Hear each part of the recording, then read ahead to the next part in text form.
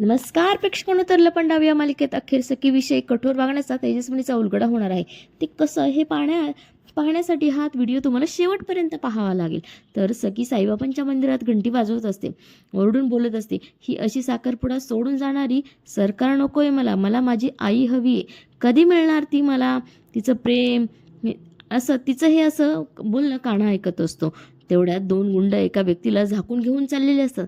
तेव्हा सखी जोरात ओरडते, आई आई. हे शब्द ऐकून ती व्यक्ती डोळे उघडते.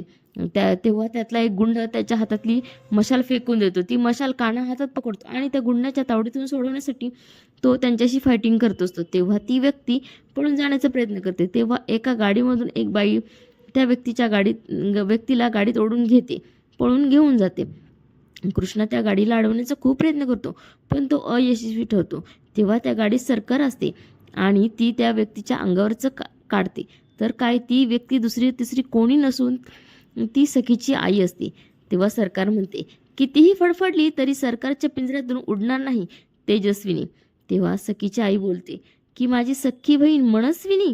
यावरून तर आपल्याला समजते की सरकार ही सखीच्या आईची सख्खी बहीण असते. तिने पैशासाठी सगळं काही केलेलं असतं.